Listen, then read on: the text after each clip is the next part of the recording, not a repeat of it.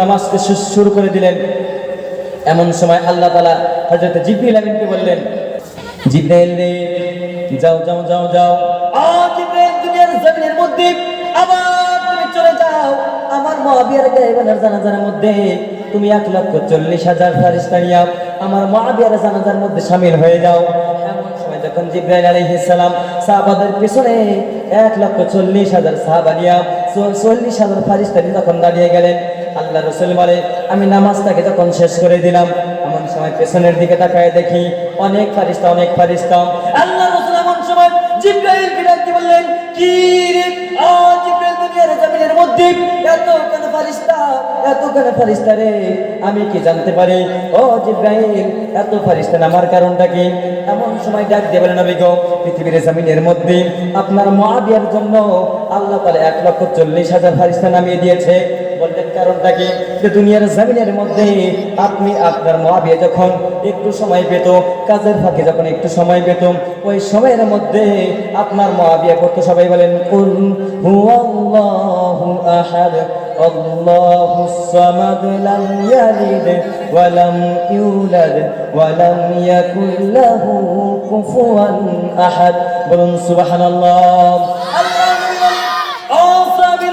আমার মুআবিয়া যখন এই সূরাটা তিলাওয়াত করতো, এই ছোট্ট সূরাটাকে আল্লাহ তাআলা পছন্দ করে নিয়েছে, এই আমলটা পছন্দ করে নিয়েছে, এই আমলের কারণে 1,40,000 ফেরেশতা নামায় দিয়েছে। বলুন সুবহানাল্লাহ।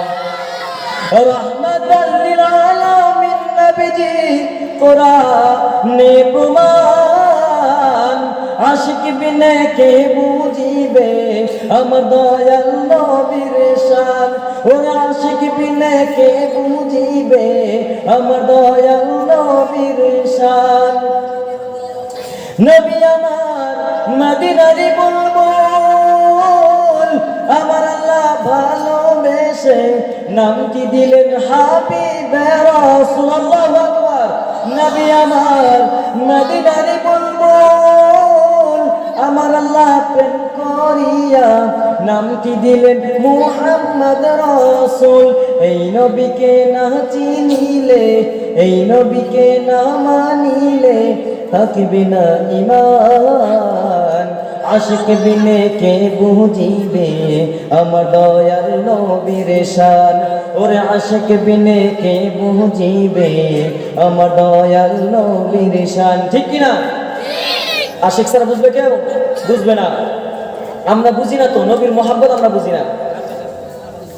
আজকে আমরা কোরআনকে মহব্বত করতে জানি। এই যে সূরা, আল্লাহ রাসূল বললেন যে এই সূরাটাকে বললেন সুলুসুল কোরআন। কি বললেন? সুলুসুল কোরআন। পৃথিবীর জমিনের মধ্যে আল্লাহ রাসূল বলে, কোন বান্দা যদি এই সূরাটা দিনের মধ্যে একবার বলে, আল্লাহ রাসূল বলে ওই বান্দার আমলনামার মধ্যে 10 পারা কোরআনের সওয়াব লিখে দেওয়া হয়।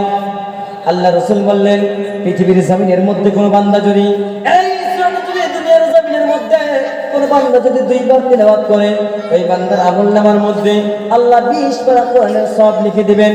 এমন সময় আল্লাহ রাসূল বলে, কোন বান্দা যদি দুনিয়ার জমিনের মধ্যে ঘরের মধ্যে বসে বসে যদি এই সূরাটাকে 3 বার তিলাওয়াত করে, আমার আল্লাহ তাআলা ওই বান্দার আমলনামার মধ্যে পুরো কোরআনের সওয়াব খানে লিখে দিবে। বলুন সুবহানাল্লাহ।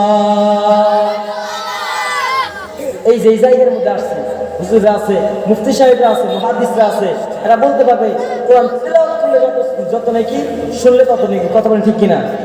তো এই সূরাটা আমি যদি নাও তিলাওয়াত করি, তাও তো 4 বার করছি, করি নাই? 4 বার কিন্তু করছি। তো 3 বার পড়লে পুরো কোরআনের সব আল্লাহ তাআলা আমলের মধ্যে লিখে দেয়। তো এই জায়গার মধ্যে আসার পর আপনাদের কি লস হয়েছে? লস হয়েছে কি? তাহলে আওয়াজ দেন না কে? বাড়ির মধ্যে ক্যাসাল করে আইছেন কি? বাড়ির সাথে কি ক্যাসাল হয়েছে? সুবহানাল্লাহ কর না কে? একবার জোরে সুবহানাল্লাহ বলি, একটু জোরে বলেন সুবহানাল্লাহ। তো এই সূরার আমরা প্রথমে কি জানলাম? নাম জানলাম। তারপরে এই সূরার ফজিলত সম্পর্কে জানলাম। এখন আসেন, এই সূরাটা যে নাজিল হইল, যে কোনো আয়াত বা সূরা নাজিল হলে যে কোনো ঘটনা থাকে, এর শানে নুজুল, আরবিতে কি বলে? শানে নুজুল। এই শানে নুজুল থাকে বা ঘটনা থাকে। এই সূরার একটা ঘটনা আছে, মুফাসসিরিনে ইকরাম, মুহাদ্দিসিনে ইকরাম বলেন যে এই সূরাটার 2টা শানে নুজুল আছে, 2টা শানে নুজুল। বিশ্বনবী একটা সময়ের মধ্যে বসে আছেন, কিছু ইহুদি এসে বলতেছেন, ইয়া মুহাম্মদ, বাইবিল্লানা নাসাবা রাব্বিক, ও মুহাম্মদ বলো দেখি দুনিয়ার জমিনের মধ্যে যে আল্লাহর নসবনামাটা কি। তারা মনে মনে, তারা ইহুদিরা মনে মনে ভাবতো, যেমন আমার নাম হলো আব্দুল আজিজ, আমার বাবার নাম হলো ময়নাল হক, আমার দাদার নাম হলো আব্দুল বারিক, আমার দাদার বাবার নাম হলো ফয়জউদ্দিন হাজী। এই যে আমার যেমন একটা নসবনামা আছে, এমন করে আদম আলাইহিস সালাম পর্যন্ত যাবে। কথা বলে ঠিক কিনা? তো তারা মনে মনে ভাবতো যে আল্লাহর মনে হয় বাবা আছে, আল্লাহর মনে হয় ছেলে আছে, আল্লাহর মনে হয় দাদা আছে, বলেন নাউজুবিল্লাহ। তারা এটা মনে মনে ভাবতো। তেমন সময় আল্লাহ রাসূল রাগান্বিত হয়ে গেলেন। আল্লাহ তাআলা রাসূলকে বলতেছেন, এমন সময় জিবরাইল আলাইহিস সালাম এসে বলতেছেন, নবী গো, পৃথিবীর জমিনের মধ্যে আপনি রাগান্বিত হবেন না। আপনি আল্লাহ তাআলা আরশ আজিমের থেকে ছোট্ট একটা সূরা নাযিল করে দিয়েছে, এই সূরাটা তাদের মুখের উপরে মেরে দেন। এমন সময় আল্লাহ রাসূল বলতেছেন, এই সূরাটাকে বললেন, কুল হুয়াল্লাহু আহাদ আল্লাহুস সামাদ লাম ইয়ালিদ ওয়া লাম ইউলাদ ওয়া লাম ইয়াকুল লাহু কুফুয়ান আহাদ। এই সূরা বলার পরে এমন সময় মুহাদ্দিসিন ইকরাম বলে যে না, এই সূরার আরেকটা শান নজুল আছে। এমন সময় আমার রাসূলকে যখন কিছু ইহুদি এসে বলতেছেন, ইয়া মুহাম্মদ বাইয়িন লানা জিনসা রাব্বিক, মুহাম্মদ আপনি বলেন তো দেখি পৃথিবীর জমিনের মধ্যে আল্লাহ কিসের তৈরি। বন্ধু আমার, দিলের কানতে লাগায় শুনবেন, মা বোনের একটি অন্তরের কানতে লাগায় শুনবেন। এমন সময় ইহুদিরা বললেন, নবী গো আপনি বলেন তো দেখি পৃথিবীর জমিনের মধ্যে আল্লাহ কিসের তৈরি। ও মুহাম্মদ, পৃথিবীর জমিনের মধ্যে আমরা মানুষ হলো মাটির তৈরি, জিন জাতি হলো আগুনের তৈরি, এবং ফেরেশতারা হলো নূরের তৈরি। ও মুহাম্মদ, আমাদের ঘরের আসবাবপত্র হলো কাঠের তৈরি। ও মুহাম্মদ বলো দেখি তোমার আল্লাহ কিসের তৈরি। ও মুহাম্মদ, পৃথিবীর জমিনের মধ্যে তোমার আল্লাহ কি রূপার তৈরি নাকি, না তোমার আল্লাহ সোনার তৈরি, না তোমার আল্লাহ কাঠের তৈরি, বলো বলো বলো দেখি। এমন সময় আল্লাহ রাসূল যখন রাগান্বিত হয়ে গেলেন, এমন সময় বলতেছেন আল্লাহ রাসূলের কাছে জিবরাইল আলাইহিস সালাম এসে বলতেছেন, নবী গো আপনি রাগান্বিত হবেন না, এই সূরাটাকে তাদের মুখের উপরে বলে দেন। এমন সময় আমার রাসূল বললেন, কুল হুয়াল্লাহু আহাদ আল্লাহুস সামাদ লাম ইয়ালিদ ওয়া লাম ইউলাদ ওয়া লাম ইয়াকুল লাহু কুফুয়ান আহাদ।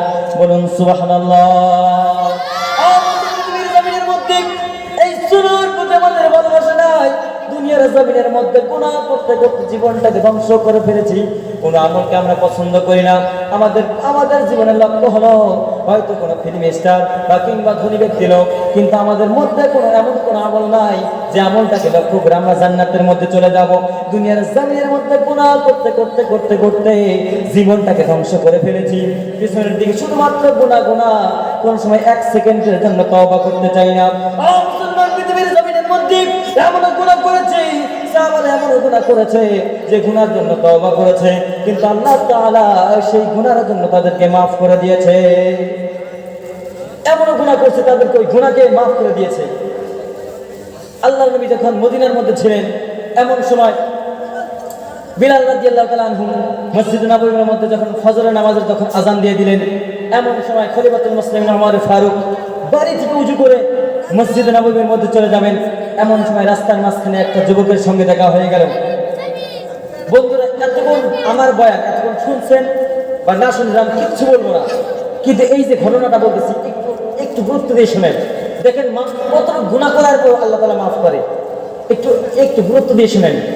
এমন সময় খলিফাতুল মুসলিমিন বলেন, আমি যখন বাড়ি থেকে বাইরে হলাম, বাড়ি থেকে মসজিদে নববীর মধ্যে যাব, এমন সময় মাঝামাঝি রাস্তার মাঝামাঝি দেখি একটা যুবক, একটা সাহাবা বসে বসে কান্না করতেছে।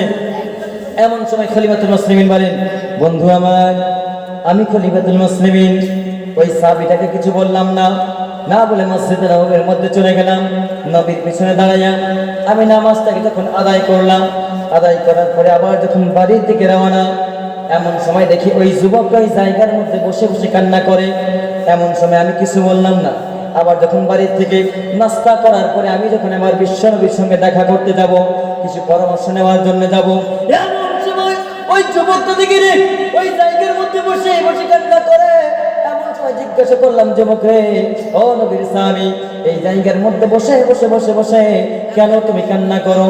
এমন সময় ওই সাহাবী ডাকতে বলেন, ও খলিফাতুল মুসলিমিন, আমার কষ্টের কথা তোমার কাছে বলবো না, আমার মনের কথা তোমার কাছে বলবো না, আমার গুনাহের কথা তোমার কাছে বলবো না, আমার কষ্টের কথা আমার রাসূলকে গিয়ে বলবো। বলুন সুবহানাল্লাহ। এমন সময় খলিফাতুল মুসলিমিন এমন গুনাহ করেছো যে গুনার কথা তুমি নবীর কাছে গিয়ে বলবা আমি তোমার কোনো কি উপকার করতে পারি? এমন সময় ডাক দিয়ে বলে খলিফাতুল মুসলিমিন, আমাকে একটু বিশ্বনবীর দরবারে নিয়ে যাও, আমার রাসূলের কাছে নিয়ে যাও। এমন সময় ওই সাহাবীটাকে নিয়ে আমার রাসূলের কাছে যখন চলে গেলেন, চলে যাওয়ার পরে এমন সময় রাসূলের ঘরের পাশে গিয়া হযরত খলিফাতুল মুসলিমিন ওমর ফারুক ডাক দিয়ে বললেন, আসসালামু আলাইকুম ইয়া রাসূলুল্লাহ। রাসূল পৃথিবীর জমিনের মধ্যে, আপনি কি ঘরের মধ্যে আছেন? এমন সময় আমার রাসূল বললেন, অবশ্যই। ও খলিফাতুল মুসলিমিন, ওমর ফারুক আমার ঘরের মধ্যে প্রবেশ করো। যখন ঘরের মধ্যে প্রবেশ করলেন, এমন সময় বলতেছেন, নবী গো, আমার সাথে একটা সাহাবা আছে, এনাকে কি ঘরের মধ্যে প্রবেশ করাই নিব? বললেন, অবশ্যই। ওই সাহাবী যখন ঘরের মধ্যে প্রবেশ করলেন, তার এই ঘটনাটা বললেন যে 3 বার তার সঙ্গে মোলাকাত হয়ে গেল। আমার রাসূল বলতেছেন, সাহাবী রে, এখনো মনে হয় তুমি কিছু খাও নাই, দয়া করে ও ওমর এই সাহাবীটাকে কিছু খেজুর তুমি দিয়ে দাও। এমন সময় যখন খেজুর দিয়ে দিলেন, ওই সাহাবাটা খেজুর খাওয়ার পরে এমন সময় আমার মধুর সুরে ওই সাহাবীর দিকে লক্ষ্য করে বলতেছেন, সাহাবী রে, তুমি বলো তো দেখি দুনিয়ার জমিনের মধ্যে কি এমন অন্যায় করেছো, কি এমন গুনার কাজ করেছো যে গুনার কথাটা আমি রাসূলকে তুমি বলতে চাও? কি গুনাহ করছো? এমন সময় সাহাবা 2টা চোখের পানি ফেলায় কান্না করতেছে আর বলতেছেন, নবী গো, আমি যে গুনাহটা করছি এই গুনার কথাটা যদি আপনাকে বলি, আমার মনে হয় আমার অন্তরে বিশ্বাস আপনি আপনার বাড়ি থেকে তাড়িয়ে দিবেন। বলুন নাউজুবিল্লাহ। পৃথিবীর জমিনের মধ্যে আল্লাহ রাসূল ডাক দিয়ে বলেন, সাহাবী রে, পৃথিবীর জমিনের মধ্যে কি এমন গুনাহ করেছো? বলো বলো বলো দেখিনি, তোমার গুনাহের খবর শুনে আমার বাড়ি থেকে তোমাকে তাড়িয়ে দেব না। এমন সময় রাসূলকে বলতেছেন, নবী গো, পৃথিবীর জমিনের মধ্যে যে গুনাহটা আমি করেছি, আমার মনে হয় আমার গুনার কথা শুনে আপনি আপনার বাড়ি থেকে আমাকে তাড়িয়ে দিবেন। আল্লাহ রাসূল সাহাবীকে ডাক দিয়ে বললেন, ও সাহাবী, পৃথিবীর জমিনের মধ্যে তুমি তো জমিনটা ঘুরে দেখো নাই, আসমানে আর দুনিয়ার জমিনটা তো তুমি দেখো নাই, এই মাটিটা কত বড় তুমি তো জানো না। ও সাহাবী, তোমার গুনাহটা কি আল্লাহর জমিনের চাইতে কি বেশি বড়? এমন সময় সাহাবী ডাক দিয়ে বলতেছেন, নবী গো, আমার মনে হয়, আমার মনের বিশ্বাস, আমি যে গুনাহটা করেছি এই গুনাহটা আল্লাহর জমিনের চাইতে বেশি বড়। বলুন নাউজুবিল্লাহ। আল্লাহ নবী এমন সময় ডাক দিয়ে বললেন, সাহাবী রে, দুনিয়ার জমিনের মধ্যে পানি তো তুমি দেখো নাই, আল্লাহ পানি কত সৃষ্টি করেছে, তুমি তো পানির খবর রাখো না, তোমার গুনাহটা কি আল্লাহর পানির চাইতে বেশি?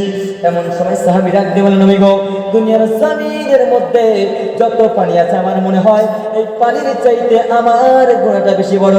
বলুন নাউজুবিল্লাহ। আল্লাহ রাসূল এমন সময় ডাক দিয়ে সাহাবীকে বলেন, সাহাবী রে, পৃথিবীর জমিনের মধ্যে তুমি তো প্রথম আসমানটাকে তুমি দেখো নাই, প্রথম আসমান কত বড় তুমি তো জানো না, এই প্রথম আসমানটা কত বড়, এই প্রথম আসমানের চাইতে কি তোমার গুনাহটা কি বেশি বড় নাকি? সাহাবী এবার ডাক দিয়ে বললেন, নবী গো, আমার মনে হয় দুনিয়ার জমিনটা আর পানি যতটুকু আছে আর প্রথম আসমানটা যতটুকু আছে রে, দুনিয়ার জমিনের মধ্যে এই 3টা বস্তু এক জায়গায় করলে যত বড় হবে। ও নবী গো, আমার মনে হয়, আমার মনের বিশ্বাস, আমি যে গুনাহটা করেছি এই গুনাহটা এই 3টা বস্তুর থেকে বেশি বড় হবে। বলুন নাউজুবিল্লাহ। আল্লাহ নবী এমন সময় ডাক দিয়ে বললেন, সাহাবী রে, পৃথিবীর জমিনের মধ্যে তুমি তো দ্বিতীয় আসমান দেখো নাই, তৃতীয় আসমান দেখো নাই, চতুর্থ আসমান তো তুমি দেখো নাই, এই চতুর্থ আসমানের চাইতে কি বেশি বড়? এমন সময় সাহাবী বলতেছেন, নবী গো, আপনার পাক জবান দিয়ে শুনেছি সব দুনিয়ার জমিনের থেকে নিয়ে 7টা আসমান, 7টা আসমান আল্লাহ তাআলা বানিয়েছে, এই 7 আসমান যদি এক জায়গার মধ্যে করা যায়, আমার মনে হয়, আমার মনের বিশ্বাস, আমি যে গুনাহটা করেছি সেই গুনাহটা 7 আসমানের চাইতে বেশি হবে, বেশি বড় হবে। বলুন নাউজুবিল্লাহ। আল্লাহ নবী এমন সময় ডাক দিয়ে বললেন, সাহাবী রে, এই 7 আসমান যতটুকু হবে জাহান্নাম তার থেকে বেশি বড় হবে, জান্নাত তার থেকে বেশি বড় হবে। এই 7 আসমান, জান্নাত, জাহান্নাম যদি এক জায়গার মধ্যে করে দেই, তার থেকে কি তোর গুনাহ বেশি বড় হবে? এমন সময় সাহাবী ডাক দিয়ে বলেন, নবী গো, আমি যে গুনাহ করেছি আমার মনের বিশ্বাস, এই 7টা যদি এক জায়গার মধ্যে করা যায়, জান্নাত জাহান্নাম যদি এক জায়গার মধ্যে করা যায়, আমার মনে হয় এই সবগুলোর চাইতে আমার গুনাহটা বেশি বড়। বলুন নাউজুবিল্লাহ। আল্লাহ নবী এমন সময় ডাক দিয়ে বলেন, সাহাবী রে, দুনিয়ার জমিনের মধ্যে তুমি তো জানো না, তুমি তো শুধুমাত্র শুনেছো আল্লাহর দয়া এবং মায়া বড়, তোমার দুনিয়ার জমিনের মধ্যে আল্লাহর দয়া এবং মায়ার চাইতে কি তোমার গুনাহটা বেশি বড় নাকি? এমন সময় সাহাবী চোখের পানি ছেড়ে দিয়ে কান্না করে ডাকতে বলে, নবী গো, আমার মনে হয় আল্লাহর যে দয়া এবং মায়া আছে, ওই দয়া এবং মায়া তো আমাকে দেখাবেন না, কারণ দুনিয়ার জমিনের মধ্যে যে গুনাহটা করেছি সেই গুনাহ করার কারণে আল্লাহ তাআলা আমাকে দয়া দেখাবেন না। বলুন নাউযুবিল্লাহ। এত বড় গুনাহ করছো যে গুনার জন্য আল্লাহ তাআলা তোমাকে দয়া দেখাবে না? বলুন অবশ্যই আমি যে গুনাহ করছি সেই গুনার জন্য আল্লাহ তাআলা দয়া দেখাবেন না। এমন সময় আল্লাহ রাসূল জিজ্ঞাসা করতেছেন, সাহাবী কি গুনাহ করছে এমন? বন্ধু আমার দিলের কানটা লাগায় শুনবেন, মা বোনেরা একটু গুরুত্ব দিয়ে কথাটা শুনবেন। এমন সময় ওই সাহাবী ডাক দিয়ে বলতেছেন, নবী গো, পৃথিবীর জমিনের মধ্যে যে লোকগুলো মারা যায়, যে সাহাবাগুলো মারা যায়, যে মানুষগুলো মারা যায়, ওই মানুষগুলো মারা যাওয়ার পরে তাদেরকে সুন্দর করে গোসল করানোর পরে তাদেরকে যখন তাদের আহলে আয়াল যখন গ্রামবাসীরা কবরের মধ্যে যখন রেখে আসে, রেখে আসার পর আমি সাহাবী রাতের অন্ধকারে গিয়ে ওই লোকগুলো ওই মরা লাশের উলঙ্গ করে তাদের কাফনের কাপড়গুলি আমি চুরি করি। পৃথিবীর জমিনের মধ্যে আমি সাহাবী ওই কাপড়গুলি চুরি করার পর সকালবেলা বাজারের মধ্যে নিয়ে যাই। বাজারের মধ্যে নিয়ে যাওয়ার পর ওই কাপড়গুলি বিক্রি করি, ওই টাকাটা দিয়া আমার সংসারটা কোনো মতো চলাই আমি। আল্লাহ রাসূল ডাক দিয়ে বললেন, সাহাবী রে, পৃথিবীর জমিনের মধ্যে এমন কোনো তো তুমি বেশি বড় গুনাহ করো নাই। সাহাবী, দুনিয়ার জমিনের মধ্যে তুমি তওবা করে নাও, আল্লাহ তাআলা তোমাকে মাফ করে দেবে। তুমি কবিরা গুনাহ করে ফেলেছো, বেশি বড় গুনাহ তুমি করো নাই। তুমি যদি তওবা করে নাও আল্লাহ তাআলা তোমাকে মাফ করে দিবে। এমন সময় রাসূলকে বলতেছেন, নবী গো, পৃথিবীর জমিনের মধ্যে শুধুমাত্র আমি কাফনের কাপড় চুরি করি নাই, কালকে মদিনাতুল মুনাওয়ারার মধ্যে কালকে একটা সুন্দর যুবতী মারা গেছে। নবী গো, পৃথিবীর জমিনের মধ্যে এত সুন্দর যুবতী ছিল, এত সুন্দর যুবতী আমার চক্ষু দুইটা দিয়ে দেখি নাই। ও নবী গো, এত সুন্দর যুবতী ছিল, ওই যুবতীটা কালকে মারা যাওয়ার পরে তার আহলে আয়াল, তার গ্রামবাসীরা তাকে সুন্দর করে গোসল করানোর পর তাকে যখন কোরআন কবরের মধ্যে রেখে দিয়েছে। ও নবী গো, আশ্চর্য ধরনের একটা কথা, আপনার উপরে যতটুকু কোরআন নাযিল হয়েছে ওই মহিলা, ওই যুবতীর যেন প্রত্যেকটা আয়াত যেন মুখস্থ ছিল। বলুন সুবহানাল্লাহ। নবী পৃথিবীর জমিনের মধ্যে ওই যুবতীকে যখন রাতের অন্ধকারে যখন তারা রেখে আসলো, রেখে আসার পরে আমি রাতের অন্ধকারে তারা যখন সেই মুর্দাটাকে যখন ছেড়ে যখন বাড়িতে চলে আসলো, আমার কাপড় চুরি করা অনুযায়ী মতে আমি রাতের অন্ধকারে গিয়া তার কবরটাকে যখন খনন করা যখন শুরু করে দিলাম। খনন করতে করতে করতে করতে ওই সুন্দরী যুবতী যখন বাইরে হয়ে গেল, তার কাছ থেকে আমি 5টা কাপড় চুরি করে এমন সময় যখন আমি কবর থেকে উঠে যাব, এমন সময় শয়তান আমাকে পিছন থেকে ধোঁকা দিতে লাগলো। পৃথিবীর জমিনের মধ্যে তোমার মধ্যে কি যৌবনতার কি চাহিদা নাই? তোমার মধ্যে কি যৌবনতার চাহিদা নাই? ও যুবকরা শুনলেন, এই যুবতীর জন্য অনেক ছেলে পাগল ছিল, অনেক ধনী ধনী ব্যক্তিরা এই যুবতীকে বিয়ের প্রস্তাব দিয়েছে, কিন্তু এই মেয়েটা বিয়ে বসে নাই। ও যুবকরে, তুই একটা নজর শুধুমাত্র এই যুবতীর দিকে দেখ, তোর হাতের লাইটটা এই যুবতীর দিকে করে দে। এমন সময় আমি শয়তানের ধোঁকায় পড়ে, ও নবী গো, শয়তানের ধোঁকায় পড়ে আমি ওই যুবতীর দিকে যখন আমার হাতের লাইটটা যখন মেরে দিলাম, এমন সময় ওর রূপ চেহারা দেখে, ওর সৌন্দর্য দেখে আমার হুঁশ উড়ে গেল। এমন সময় শয়তান আমাকে ধোঁকা দিতে লাগলো। ও যুবতী, পৃথিবীর জমিনের মধ্যে আজকে অন্ধকারের মধ্যে তুমি যদি এই যুবতীর সঙ্গে যদি জেনা করো, এই যুবতীর সঙ্গে তুমি যদি জেনা করো, এই যুবতী তোমাকে বাধা দিতে পারবে না, এর আত্মীয় স্বজন তোমাকে বাধা দিতে পারবে না, তোমার এই যুবতীর গ্রামবাসীরা বাধা দিতে পারবে না, এবং কে যে দুনিয়ার জমিনের মধ্যে তোমার রাসূল যে আছে এই রাসূলও তোমাকে বাধা দিতে পারবে না। এমন সময় শয়তানের ধোঁকায় পড়ে আমি ওই যুবতীর সঙ্গে জেনা করে নিলাম। বলুন নাউযুবিল্লাহ। মুর্দা যুবতীর সঙ্গে জেনা করছে। স্যার চিন্তা করছেন? আস্তাগফিরুল্লাহ। জেনা করার পরে বলতেছি, নবী গো, যখন জেনা করার পরে এমন সময় আমি যখন কবরের থেকে উঠবো, এমন সময় কে যেন মহিলা মানুষের আওয়াজ দেয়া আমাকে পেছন দিকে ডাকতেছে। বন্ধু আমার, এমন সময় সাহাবী ডাক দিয়ে বলে, নবী, দুনিয়ার জমিনের মধ্যে আমি যখন একটু পিছন দিকে দেখলাম, দেখি ওই যুবতীটা আমাকে যেন ডাকতেছে। এমন সময় ডাক দিয়ে বলে, যুবতী, পৃথিবীর জমিনের মধ্যে আমি যুবতী এমন একটা রমণী ছিলাম, আমার যৌবনতাকে আমি নষ্ট করি নাই, আমি কোনো পুরুষকে আমি আমার যৌবনতা দেই নাই, দুনিয়ার জমিনের মধ্যে আমি বিবাহ বসি নাই। ও যুবক রে, আমার যৌবনতাটাকে আমি হেফাজত করে রেখে দিয়েছিলাম। আমি ওয়াদা করেছিলাম আল্লাহ তাআলা যে যৌবনটা আমাকে দিয়েছে এই যৌবন নিয়ে আমি কবরের মধ্যে শুয়ে যাব, আর এই যৌবনটা নিয়ে আমি আল্লাহ তাআলার সম্মুখে দাঁড়িয়ে যাব। ও যুবক, দুনিয়ার জমিনের মধ্যে তুমি আমার কি করলা? যৌবনতাকে নষ্ট করে দিলা, তোমার ইজ্জতটাকে তুমি নষ্ট করে দিয়েছো, আমার ইজ্জতটাকে তুমি নষ্ট করে দিয়েছো। ও যুবক শুনে নাও, যতক্ষণ পর্যন্ত কঠিন কিয়ামতের দিন, যতক্ষণ পর্যন্ত তোমাকে জাহান্নামের মধ্যে না দিবে, ততক্ষণ পর্যন্ত আমি যুবতী জান্নাতের মধ্যে যাব না। বলুন নাউযুবিল্লাহ। এমন সময় সাহাবী বলতেছেন, নবী গো, এই কথা শোনার পরে আমার কলিজার মধ্যে ভয় ঢুকে গেছে। আল্লাহ, আমি তো গুনাহ করছি, সেই জন্য আমি রাস্তার মধ্যে বসে বসে কান্না করতেছি। এমন সময় আল্লাহ রাসূল বলে, সাহাবীরা তুমি আমার কাছে কি চাও? সাহাবী কি বললেন, সাহাবী তুমি আমার কাছে কি চাইতেছো, কি চাও আমার কাছে? এমন সময় সাহাবী বলতেছেন, নবী গো, আপনি যদি আমার জন্য একটু দোয়া করতেন, যে আমার জন্য দোয়া করতেন যে আল্লাহ এর গুনাহটাকে আপনি মাফ করে দেন, তাহলে মনে হয় আমার বিশ্বাস যে এই গুনাহটা আল্লাহ তাআলা মাফ করে দেবে। বন্ধু আমার, আল্লাহ রাসূল ডাক দিয়ে বললেন, সাহাবীরে শুনে নাও, শুনে নাও, শুনে নাও, পৃথিবীর জমিনের মধ্যে আমি রাসূল আসার আগে একটা এত সুন্দর, এত বড় মাপের একটা রাসূল এসেছিল। হযরত মুসা কালিমুল্লাহ পৃথিবীর জমিনের মধ্যে এসেছিল, তার উম্মতের মধ্যে আল্লাহ তাআলা বৃষ্টি বর্ষণ করে না। এমন সময় আল্লাহ তাআলার কাছে হযরত মুসা আলাইহিস সালাম তার 4000 উম্মতকে নিয়ে এমন সময় হাত তুলেছে আল্লাহ তাআলা, দুনিয়ার জমিনের মধ্যে আপনি বৃষ্টি বর্ষণ করে দেন। আল্লাহ তাআলা বলেছেন, মুসা রে, তোমার 4000 উম্মতের মধ্যে একটা জিনাকারী উম্মত আছে, সেই জন্য এই দোয়াখানা আমি আল্লাহ তাআলা কবুল করলাম না। দুনিয়ার জমিনের মধ্যে আমরা তো 4000 কেন, এই জায়গার মধ্যে 4 জন নাই, আমি মুহাম্মদ রাসূলুল্লাহ, তুমি জিনাকারী যুবক আর খলিফাতুল মুসলিমিন, এই 3 জন লোক আছি। আমাদের এই 3 জনের দোয়াটাকে আল্লাহ তাআলা কেমন করে কবুল করবে? না না না না, আল্লাহ তাআলা এই দোয়াটাকে কবুল করবে না। যাও যাও যাও যাও, আমার বাড়ি থেকে বাইরে হয়ে যাও। এমন সময় যুবক বাইরে হয়ে গেল। 40 দিন পরে হযরত জিবরাইল আমিন দুনিয়ার জমিনের মধ্যে আসলেন। আসার পরে আমার রাসূলকে জিজ্ঞাসা করতেছেন, নবী গো, আল্লাহ তাআলা আপনাকে কয়েকটা প্রশ্ন করতে বলেছেন, আমি কি প্রশ্ন করতে পারি? বললেন, অবশ্যই প্রশ্ন করার কোনো আপত্তি নাই।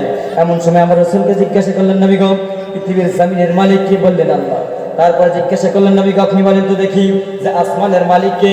এমন সময় আমার নবী ডাক দিয়ে বলে, আল্লাহ। বললেন যে রিজিকের মালিক কে? এমন সময় আল্লাহ তাআলার নবী বলেন যে আল্লাহ। এমন সময় আল্লাহর নবীকে বললেন, নবী গো, নবী পৃথিবীর জমিনের মধ্যে, দুনিয়ার জমিনের মধ্যে মাফ কে চাইবে, দোয়া কি করবে? এমন সময় আমার নবী বললেন, বান্দা মাফ চাইবে। এমন সময় বললেন, মাফ করবে কে? বললেন যে আল্লাহ তাআলা মাফ করবে। তাহলে দুনিয়ার জমিনের মধ্যে আপনার কাছে 40 দিন আগে একটা আপনার সাহাবা এসেছিল, জিনাকারী সাহাবা এসেছিল। ওই সাহাবাটা দোয়া করার জন্য আপনার কাছে এসেছিল, আপনি কেন দোয়া করে দেন নাই? ও নবী গো, ওই সাহাবাটা এত তওবা করেছে, এত তওবা করেছে, সেই তওবাটাকে যদি, তার একটা তওবাকে যদি 40টা জিনাকারীর উপরে যদি বন্ধন করে দেওয়া যায়, আমার রাসূল বলেন, এমন সময় আমার কাছে কানে কানে বলে গেল, 40টি জিনাকারীর উপরে যদি একটা তওবাকে যদি বন্ধন করে দেওয়া যায়, 40টা জিনাকারীকে আমার আল্লাহ মাফ করে দিবে। বলুন সুবহানাল্লাহ। আজকে আমরা তওবা করব, এই তওবাইতে জানি না। আজকে আমরা মুসলমান, তওবা করবো কিন্তু সেই কথাটাও আমরা জানি না। রূপ যৌবন নিয়ে আছি, রূপ যৌবন নিয়ে আছি আমরা। এই রূপ যৌবন থাকবো। যারা যুবক আছেন তারা একটা চিন্তা করেন তো, তারা কোন সময় তোমার আমার বাপের দিকে কোন সময় দেখি কোন সময় একটা সেকেন্ডের জন্য কি দেখি যে আমার বাপ তো এক সময় এক যুবক ছিল, আমার দাদাও তো এক সময় যুবক ছিল আমার মতো, আছে কি? কবি বলেন, রঙিন এই পৃথিবী ছাড়িতে হইবে, সাদের এই দেহ মাটিতে খাইবে, শূন্য হবে জিন্দেগানি, কার লাগিয়া এত মায়া এত চোখের পানি রে মন, কার লাগিয়া এত মায়া এত চোখের পানি, সন্ধ্যা হলে ডুবিবে বেলা, ভঙ্গ হবে ভবেরই খেলা। কেউ বা ডাকবে মামা বলে, কেউ বা ডাকবে মামা বলে, সারা তো দিবে না জননী।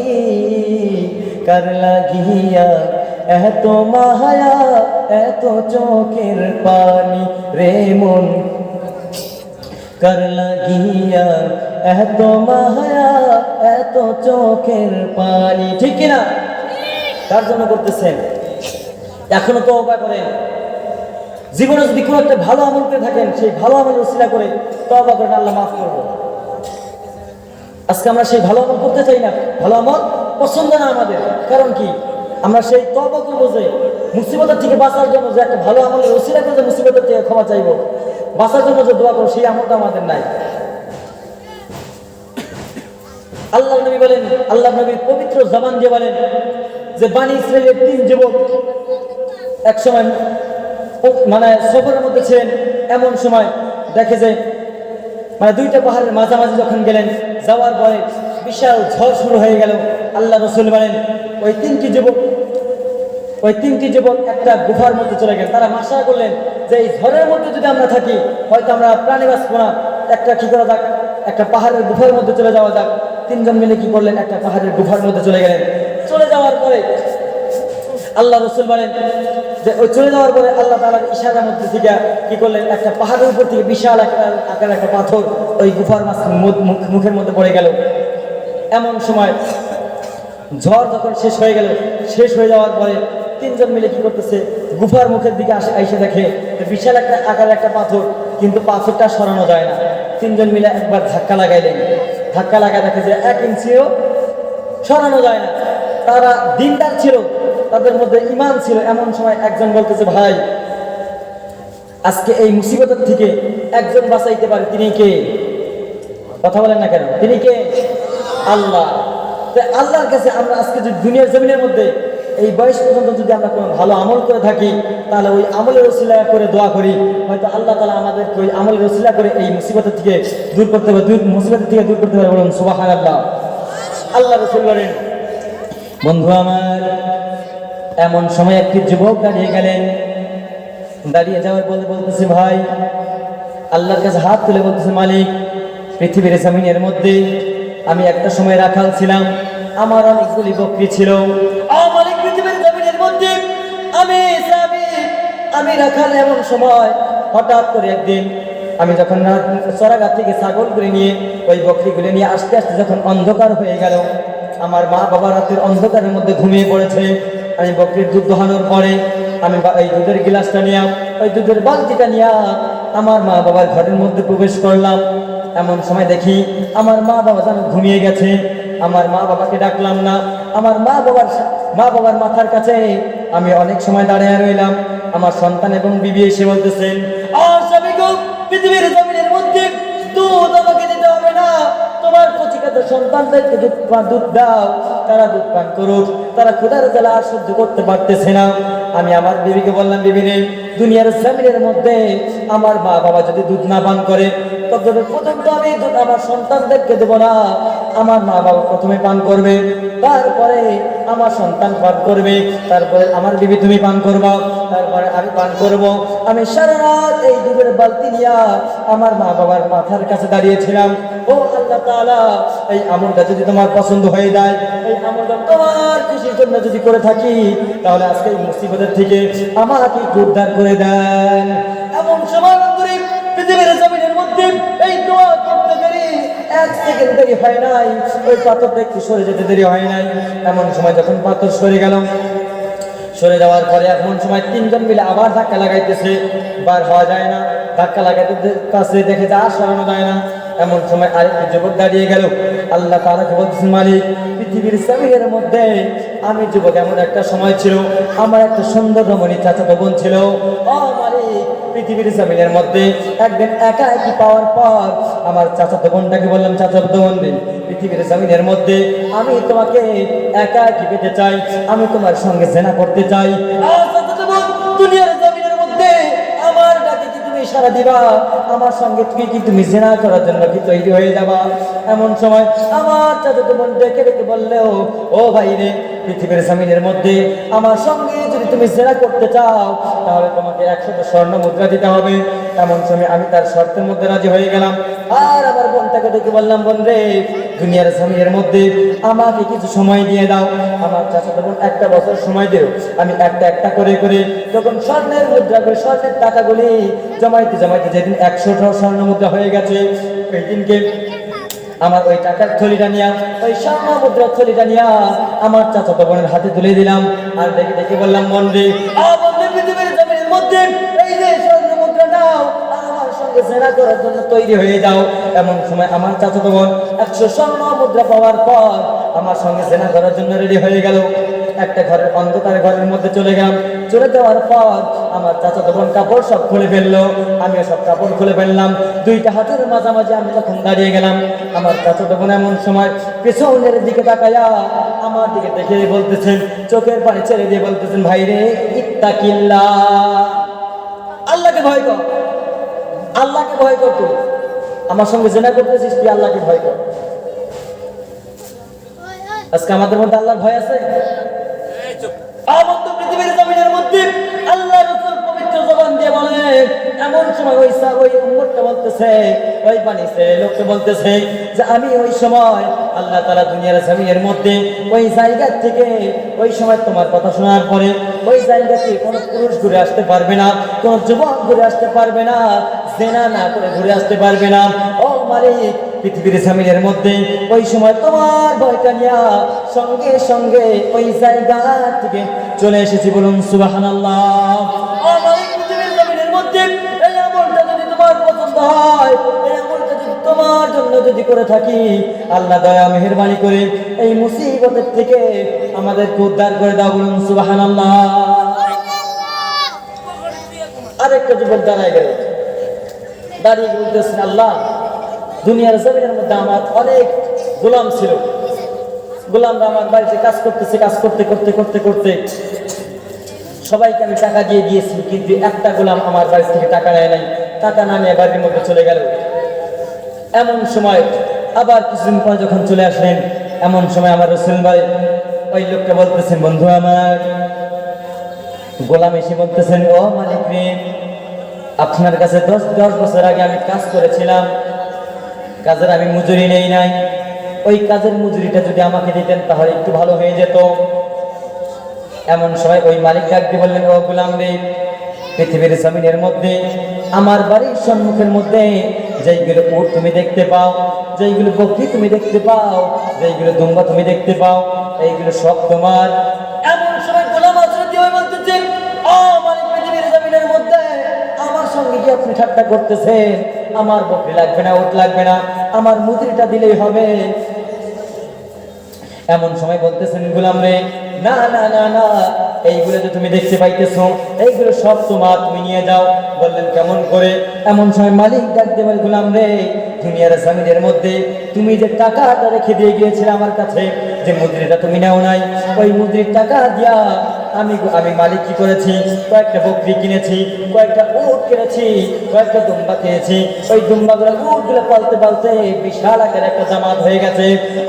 পৃথিবীর জমিনের মধ্যে না না না না, এই গোলাম এই বস্তুগুলো সব নিয়ে যাও, এই উটগুলো তোমার, এই বকরিগুলো তোমার। এমন সময় আমার গোলামটা সব বস্তু নিয়ে গেল। আল্লাহ তাআলা দুনিয়ার জমিনের মধ্যে আমি যদি চাইতাম হয়তো উটগুলো সবগুলো রেখে দিতে পারতাম, দম্বাগুলি সব রেখে দিতে পারতাম, ছাগলগুলি সব রেখে দিতে পারতাম, তার মজুরিটা আমি দিয়ে দিতে পারতাম। কিন্তু দুনিয়ার জমিনের মধ্যে আমি উটও রাখি নাই, দম্বাও রাখি নাই, একটা বকরিও রাখি নাই। আল্লাহ তাআলা তোমাকে ভয় করে এই আমলটা আমি করেছি। আল্লাহ এই আমলটা যদি পছন্দ হয়ে যায়, দুনিয়ার জমিনের মধ্যে এই মুসিবতের থেকে আমাকে উদ্ধার করেন। বলুন সুবহানাল্লাহ। এই দোয়া করতে দেই ওই পাথরটা পুরোপুরি সরে যেতে দেরি হয় নাই। সুবহানাল্লাহ। তাদের ভালো আমল ছিল, তাদের ভালো আমল ছিল। আজকে আমাদের ভালো আমল আছে? আমরা কি নিয়ে দোয়া করব? আজকে আফসোস লাগে, বুঝছেন? আফসোস লাগে, আমাদের মুসলমান বলতে আফসোস লাগে। আল্লাহ রাসূল যদি ইন্তেকালের সময় যদি আল্লাহ তাআলাকে এই দায়িত্ব না দিয়ে গেতেন, এই উম্মতকে উম্মতের যদি দায়িত্ব না দিয়ে গেতেন, তাহলে আমাদের হয়তো আমাদের চেহারা হয়তো শুকর কিংবা কুকুরের মতো হয়ে যেত।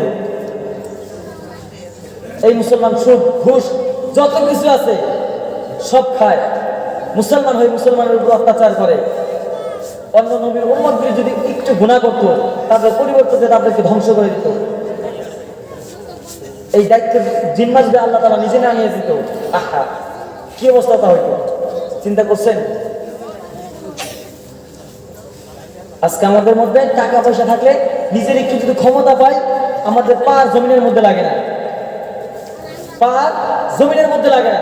যদি বলেন কেমন করে, যে কিছু সম্পদ হয়েছে আপনার কাছে, আপনি তখন আর মানুষ চিনবেন না, মানুষকে চিনেন না। কিন্তু এমনও সাহাবা ছিলেন, এমন সাহাবা ছিলেন যাদেরকে ক্ষমতা, এত ক্ষমতা পাইছেন, পাওয়ার পরেও তারা সাধারণ জীবনযাপন করতে, জীবনযাপনের উপর চলতে খুব মহব্বত করতে ভালোবাসত তারা। আল্লাহ নবী দুনিয়া থেকে যখন বিদায় নিলেন, বিদায় নেওয়ার পরে খলিফাতুল মুসলিমিন আবু বকর সিদ্দিক যখন দুনিয়া থেকে বিদায় নিলেন, তারপরে খলিফাতুল মুসলিমিন ওমর ফারুকের যখন খিলাফত আসলো, আসার পরে হিমসের থেকে কিছু লোক এসে বলতেছেন যে খলিফাতুল মুসলিমিন, আমাদের হিমসের জন্য একটা গভর্নর, একটা রাজা আপনি বানিয়ে দেন, যে গিয়ে আমাদের মধ্যে সুন্দর করে, যে আমাদের মধ্যে যাওয়ার পরে যে আমাদের সুন্দর করে পরিচালনা করবে, দ্বীনের কথা বলবে, কোরআনের কথা বলবে।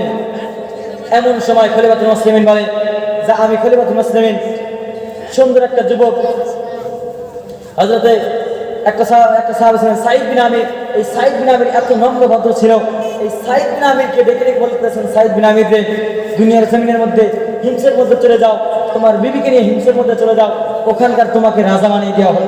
সুবহানাল্লাহ।